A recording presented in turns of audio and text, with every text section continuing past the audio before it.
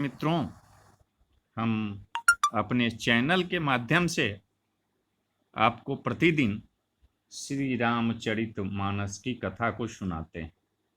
आज का जो प्रसंग है कि भगवान इस धरती पर क्यों अवतार लेते हैं, क्यों आते हैं, और दूसरा, नारद जी जब एक बार तपस्या कर रहे थे तो कामदेव उनको नहीं डिगा पाए। तब उन्हें घमंड हो गया कि हम तो कामदेव को जीत लिए। तो घमंड तो भगवान का भोजन है। तो नारद जी का भी प्रसंग है। तो मेरे चैनल के माध्यम से आप लोग मेरे कथा को सुनिए और अपना महत्वपूर्ण सुझाव हमें ज़रूर कमेंट बॉक्स में दीजिए कि मेरे द्वारा कही गई कथा आपको कैसी लगती। तो लीजिए शुरू करते हैं। सुनु शुभ कथा भवानी रामचरितमानस बिमला, कहा भुषुंडी बखानी सुना बिहग नायक गरुरा। हे पार्वती, निर्मल रामचरितमानस की वह मंगलमय कथा सुनो जिसे काकभुषुंडी ने विस्तार से कहा और पक्षियों के राजा गरुड़ जी ने सुना था। सो संवाद उदार जहि विधि भागे कहब, असुनहु राम अवतार चरित परम सुंदर अनघ। वह श्रेष्ठ संवाद जिस प्रकार हुआ वह मैं आगे कहूंगा। अभी तुम श्री रामचंद्र जी के अवतार का परम सुंदर और पवित्र पापनाशक चरित्र सुनो। हरिगुण नाम अपार, कथा रूप अगणित अमिता। मैं निजमति अनुसार कहूँ उमा सादर सुनहु। श्री हरि के गुण, नाम, कथा और रूप सभी जो हैं वो अपार, अगणित और असीम है। फिर भी हे पार्वती, मैं अपनी बुद्धि के अनुसार कहता हूँ, तुम आदर पूर्वक सुनो। सुनु गिरिजा हरिचरित सुहाए, विपुल विशद निगमागम गाए। हरि अवतार हेतु जेहि होई, इदमिथं कहि जाई न सोई। हे पार्वती सुनो, वेद शास्त्रों ने श्री हरि के सुंदर, विस्तृत और निर्मल चरित्रों का गान किया है। हरि का अवतार जिस कारण से होता है वह कारण बस यही है, ऐसा नहीं कहा जा सकता। अनेकों कारण हो सकते हैं और ऐसे भी हो सकते हैं जिन्हें कोई जान ही नहीं सकता। राम तर्क बुद्धिमान वाणी, मत हमारा सुनहि सयानी। तदपि संत मुनि अवेद पुराना, जस कछु कहि स्वमिति अनुमाना। हे सयानी सुनो, हमारा मत तो यह है कि बुद्धि, मन और वाणी से श्री रामचंद्र की तर्कना नहीं की जा सकती। तथापि संत, मुनि, वेद और पुराण अपनी अपनी बुद्धि के अनुसार जैसा कुछ कहते हैं। तस्मै सुमुखी सुना बहु तो ही, समुझी परई जस कारण मोही। जब जब होई धर्म के हानि, बाढ़ही असुर अधम अभिमानी। करही अनीति जाई नहीं बरनी, सीदहि विप्रधेनु सुर धरनी। तब तब धरी प्रभु विविध शरीरा, हरहि कृपा निधि सज्जन पीरा। और जैसा कुछ मेरी समझ में आता है हे सुमुखी, वही कारण मैं तुमको सुनाता हूं। जब जब धर्म का ह्रास होता है और नीच, अभिमानी और राक्षस बढ़ जाते हैं, और वे ऐसा न्याय करते हैं कि जिसका वर्णन नहीं हो सकता, तथा ब्राह्मण, गौ देवता और पृथ्वी कष्ट पाते हैं। तब तब वे कृपा निधान प्रभु भांति भांति के दिव्य शरीर धारण कर सज्जनों को पीड़ा हरते हैं। असुर मारी था पही सुर न राखहि निज श्रुति सेतु, जग विस्तारहि विशद जस राम जन्म कर हेतु। वे असुरों को मारकर देवताओं को स्थापित करते हैं और अपने श्वास रूप वेदों की मर्यादा की रक्षा करते हैं और जगत में अपना निर्मल यश फैलाते हैं। श्री रामचंद्र जी के अवतार का यह कारण है।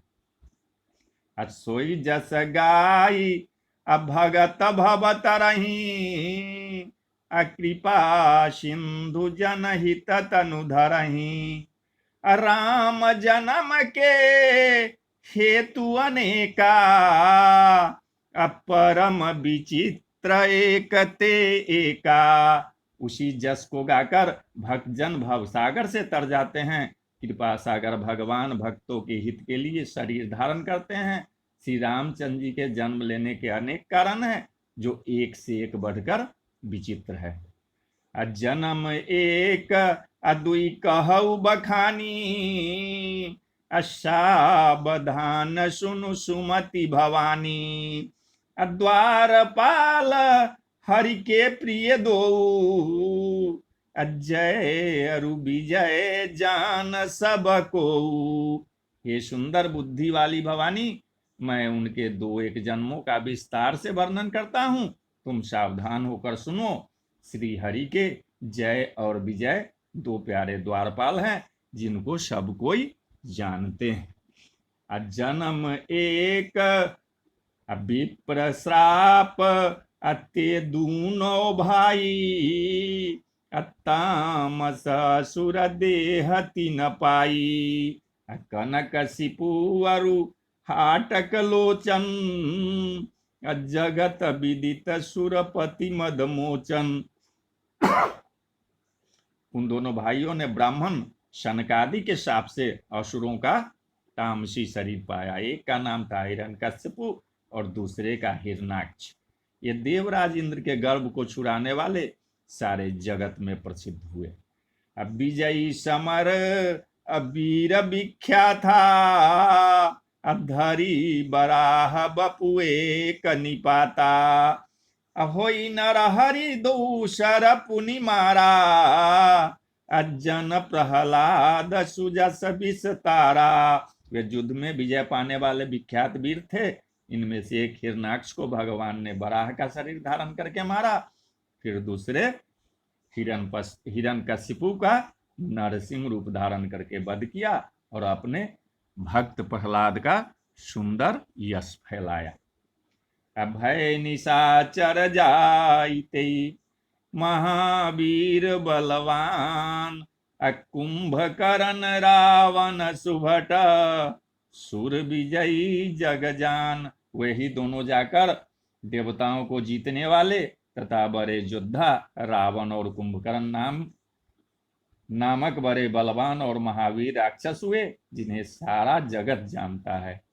मुकुत न भये आहते भगवाना, तीन जन्म द्विज बचन प्रवाना, एक बार तिनके हित लागी, अधरे उ शरीर भगत अनुरागी।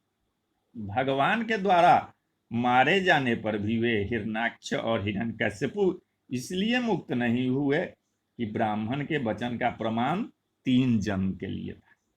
अतः एक बार उनके कल्याण के लिए भक्त प्रेमी भगवान ने फिर अवतार लिया। कश्यप अदिति तहाँ पितु माता, दशरथ कौशल्या विख्याता, एक कल्प यही विधि अवतारा, अचरित पवित्र किए संसारा। यहाँ उस अवतार में कश्यप और अदिति उनके माता पिता हुए, जो दशरथ और कौशल्या के नाम से प्रसिद्ध थे।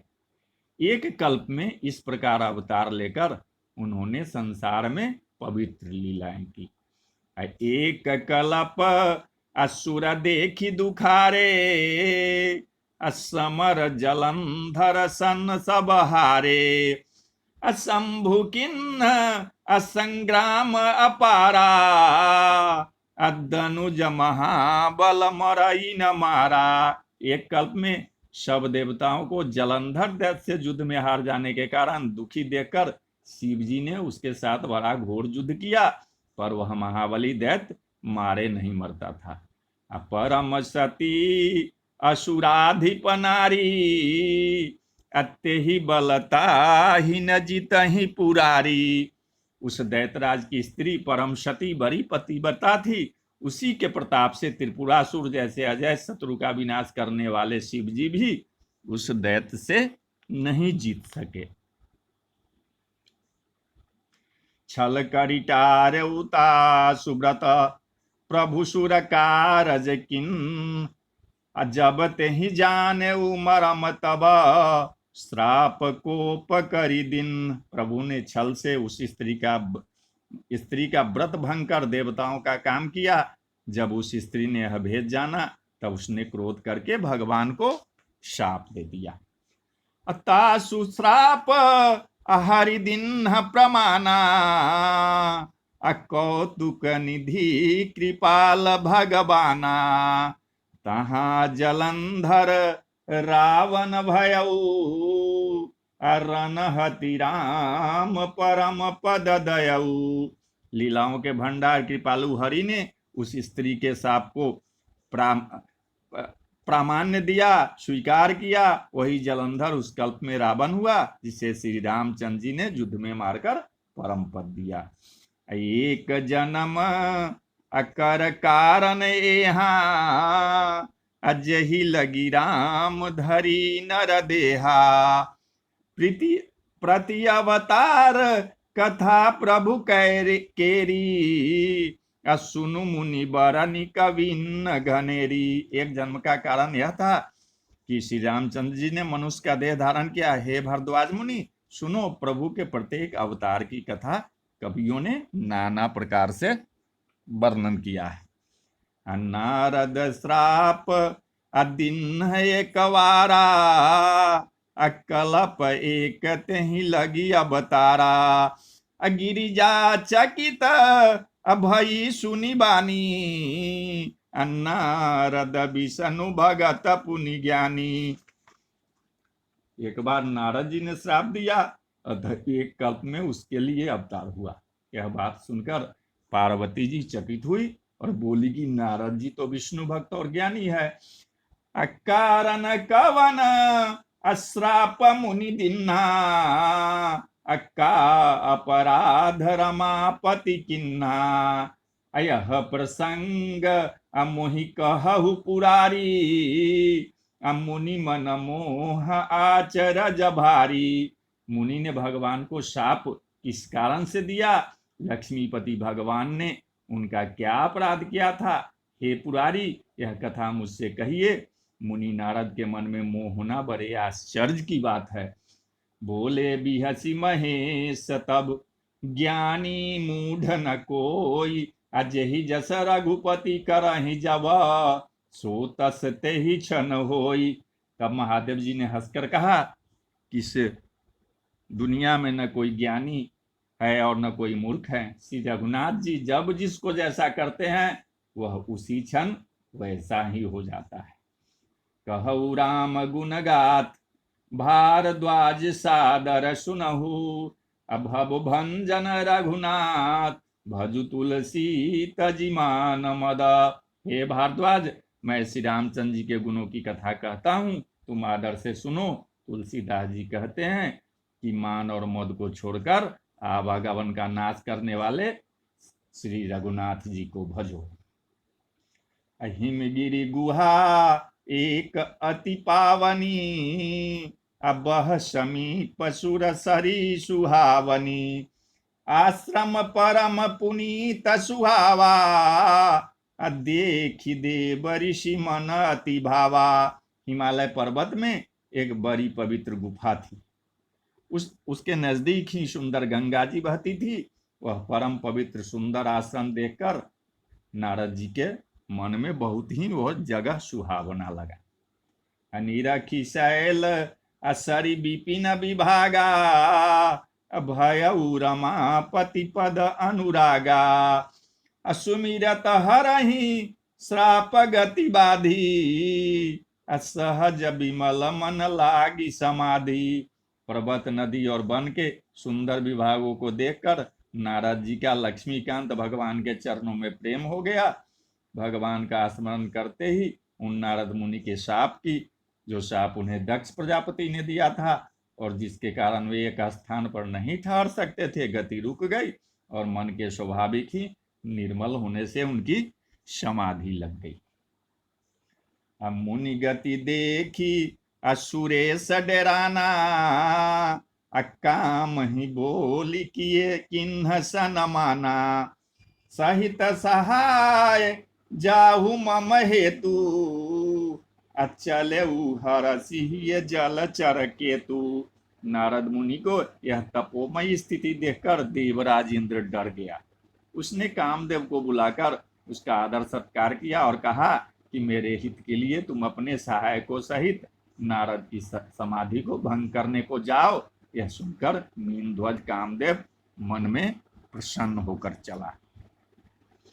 असुना शीर अमन महुअसि त्रासा, अचहत देव ऋषि मम पुरवासा, अजे कामी अलोलुप जग माही, अकुटिल काक इब सब ही डेराही। इंद्र के मन में यह डर हुआ कि देवर्षि नारद जो है मेरी अमरावती का राज चाहते हैं। जगत में जो कामी और लोभी होते हैं वे कुटिल कौओं की तरह सबसे डरते हैं। सुख हार लय भाग सठ, स्वान निरखी मृगराज, अच्छी नीले जन जान जरा, तिनि सुरपति ही न लाज। जैसे मूर्ख कुत्ता सिंह को देखकर सूखी हड्डी लेकर भागे और वह मूर्ख यह समझे कि कहीं उस हड्डी को सिंह छीन न ले, वैसे ही इंद्र को नारद जी मेरा राज छीन लेंगे ऐसा सोचते लाज नहीं आई। अतहि आश्रम ही मदन जब गयऊ, निज माया बसंत निरमयऊ, अकुसुमित विविध बिटप बहुरंगा, अकूजहि कोकिल गुंजहि भृंगा। जब कामदेव उस आश्रम में गया तब उसने अपनी माया से वहां बसंत ऋतु को उत्पन्न किया। तरह तरह के वृक्षों पर रंग बिरंगे फूल खिल गए, उन पर कोयले कूकने लगी और भौरे गुंजार करने लगे। अचली सुहावनी अत्रिविध बयारी, अकाम कृषानु बढ़ाव निहारी, अरंभादिक सुर नारी नवीना, असकल असम सर कला प्रवीणा। कामाग्नि को भड़काने वाली 3 प्रकार की शीतल मंद और सुगंध सुहावनी हवा चलने लगी। रंभा आदि नवयुवती देवांगनाएं जो सब की सब काम कला में निपुण थी। अकरहि गान अबहुतान तरंगा, अबहु विधि क्रीडहि पानी पतंगा, अदेखी सहाय मदन हरसाना, अकिन्हि पुनि प्रपंच विधि नाना। वे बहुत प्रकार की तानों की तरंग के साथ गाने लगी और हाथ में गेंद लेकर नाना प्रकार की खेल खेलने लगी। कामदेव अपने इन सहायकों को देखकर बहुत प्रसन्न हुआ और फिर उसमें नाना प्रकार के माया जाल किए। काम कला कछु मुनहि न व्यापी, निज भय डरे मनोभव पापी, असीम की चापी सकई कोई तासु, अब्बर रखवार रमापति जासु। परंतु कामदेव की कोई भी कला मुनि पर असर न कर सकी। तब तो पापी कामदेव अपने ही नाश के भय से डर गया। लक्ष्मीपति भगवान जिसके बड़े रक्षक हो, भला उसकी सीमा को कोई दबा सकता है।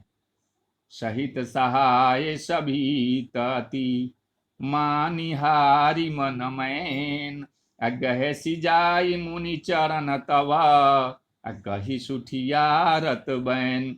जब अपने सहायकों समेत कामदेव ने बहुत डर कर और अपने मन में हार मानकर बहुत ही आर्त वचन कहते हुए मुनि के चरणों को जा पकड़ा। अभय नारद मन कछु रोषा कही प्रिय वचन काम परितोषा। नाई चरण शिरुआय सुपाई गय मदन तब सहित सहाई। नारद जी के मन में कुछ भी क्रोध न आया। उन्होंने प्रिय वचन कहकर कामदेव का समाधान किया। तब मुनि के चरणों में सिर नवाकर और उनकी आज्ञा पाकर कामदेव अपने सहायकों सहित लौट गया। मुनि सुशीलता आपनी करनी असुरपति सभा जाई सब बरनी। सुनी सबके मन अचर जुआवा मुनि प्रशंसी हरि ही सिरुनावा।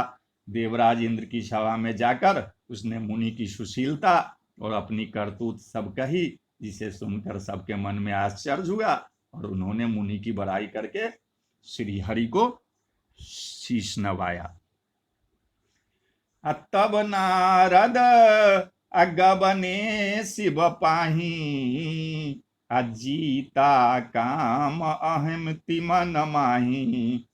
अमार चरित शंकर ही सुनाए अति प्रिय जानी महेश सिखाए। तब नारद जी ने शिव जी के पास गए और उनके मन में इस बात का अहंकार हो गया कि हमने कामदेव को जीत लिया।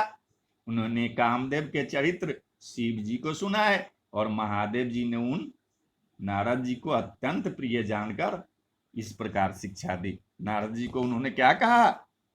भगवान भोले शंकर, वो सुनिए कि बार बार अभिनव मुनि तो ही अजिमी यह कथा सुनायहु मोही। अतिमि जनि हरहि सुनाबहु कबहू चलहु प्रसंग दुरायहु तबहू। हे मुनि, मैं तुमसे बार बार विनती करता हूं कि जिस तरह यह कथा तुमने मुझे सुनाई है उस तरह भगवान श्री हरि को कभी मत सुनाना। चर्चा भी चले तब भी इसको छिपा जाना। शंभुदिन उपदेश हित नहीं नारद ही सोहान। अब भरद्वाज कौतुक सुनहु हरिच्छा बलवान। यद्यपि शिव जी ने यह हित की शिक्षा दी पर नारद जी को वह अच्छी नहीं लगी। हे भरद्वाज, अब कौतुक तमाशा सुनो। हरि की इच्छा बड़ी बलवान है। राम किन्ह चाह ही सोई होई करे अनथ्या अस नहीं कोई। शंभु बचन मुनि मन नहीं भाए तब बिरंची के लोक सिधाए। श्री रामचंद्र जी जो करना चाहते हैं वही होता है। ऐसा कोई नहीं है जो उनके विरुद्ध कर सके। श्री शिव जी के वचन नारद जी के मन को अच्छे नहीं लगे तो अब वे वहां से ब्रह्मलोक को चल दिए।